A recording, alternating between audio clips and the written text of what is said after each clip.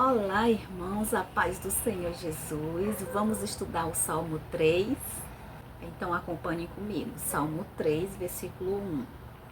Senhor, como se tem multiplicado os meus adversários.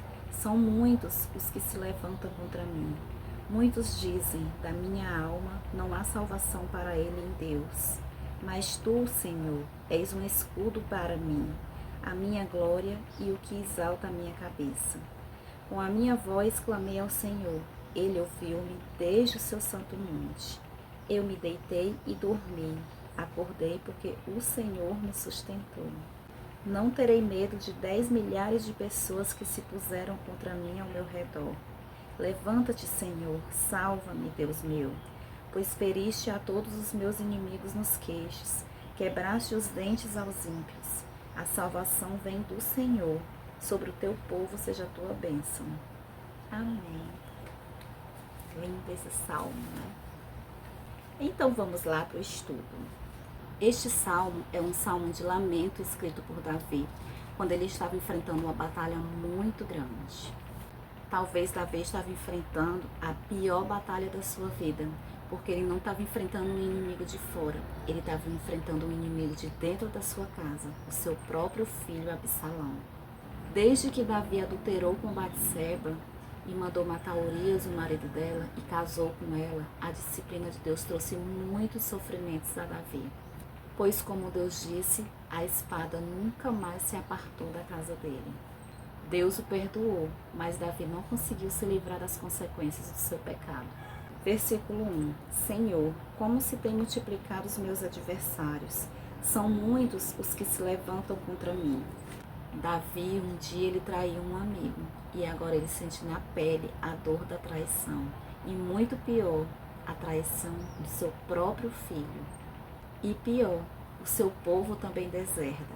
Aquele povo que um dia o admirava ou elogiava, a maioria deles ficaram contra ele e do lado de seu filho Absalão.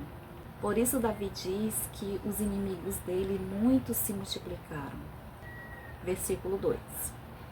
Muitos dizem da minha alma, não há salvação para ele em Deus.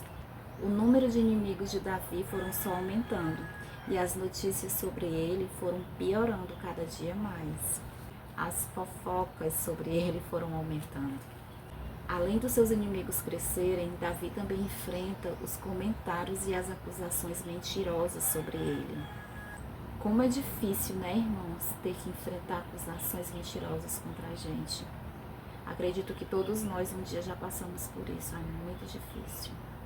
O povo dizia que Deus havia abandonado Davi e que nem Deus poderia livrar Davi da morte pelas mãos do seu filho Absalão.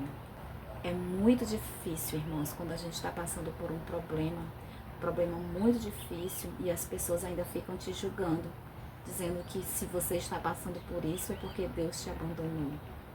E geralmente quando a gente está passando por um problema desse, é ali que Deus está com a gente. Mas as pessoas não entendem ou fazem questão de não entender, preferem julgar. Versículo 3. Mas tu, Senhor, és um escudo para mim, a minha glória e o que exalta a minha cabeça. Davi está no vale, mas o seu coração está em Deus. Seus adversários são muitos e se multiplicam cada vez mais, mas Deus é o seu socorro. Os fofoqueiros de plantão e até mesmo aqueles que se dizem temer a Deus, falam de Davi, fofocam de Davi, falam contra Davi, mas a sua fé em Deus é o suficiente para fortalecê-lo.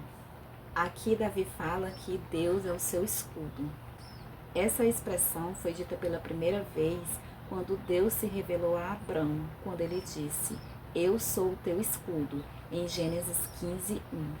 Deus, ele é o nosso escudo. Sendo assim, os dardos inflamados do maligno não irão nos atingir. A gente coloca o nosso escudo e pode vir os dardos e vão bater tudo aqui e volta. A nossa fé em Deus. Davi diz, eis a minha glória. A glória de Davi não era ser rei, não era a sua coroa, não era o seu trono. A glória de Davi era o seu Deus. Davi também fala, e o que exalta a minha cabeça. Deus é quem nos põe de pé quando caímos. Quando o inimigo nos ataca, É Deus quem nos dá o livramento. É Ele quem nos põe de pé. É Ele que exalta a nossa cabeça. Versículo 4. Com a minha voz clamei ao Senhor. Ele ouviu-me desde o seu santo monte. Davi fala que ele orou e Deus ouviu as suas orações. Que coisa boa é a gente saber que Deus ouve as nossas orações, não é, irmãos?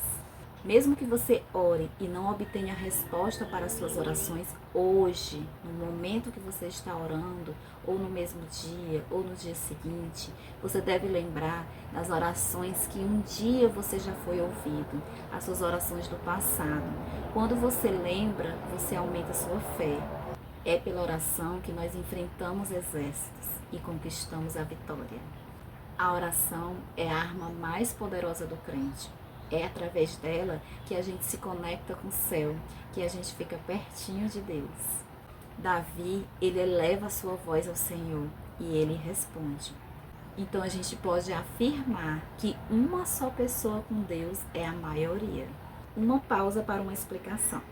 Veja aqui no versículo 4, no final do versículo 4, algumas traduções têm escrito a palavra selá, entre parênteses. Confira aí na sua Bíblia. A palavra selá, ela aparece algumas vezes na Bíblia, especialmente nos Salmos. Essa palavra significa uma pausa musical ou uma pausa para uma oração, ou um momento de pausa para parar e refletir na palavra de Deus. Então, sempre que você vê essa palavra selá na Bíblia, é uma pausa que o autor do livro usou para refletir na palavra de Deus. Nós vamos parar por aqui. A continuação desse capítulo vai ficar para o próximo vídeo, tá bom? Por que, irmã Luciana, que não estudamos logo o capítulo todo? Porque eu não estudei o capítulo todo. Que vergonha, gente.